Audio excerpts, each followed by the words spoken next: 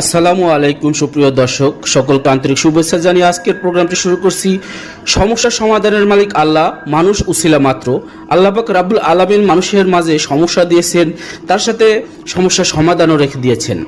এমন 120 বছর যাবৎ তপস্যা করে দীর্ঘ সাধনার পরে কামরূপ কামাখ্যা থেকে আজ বাংলাদেশে চলে এসেছেন।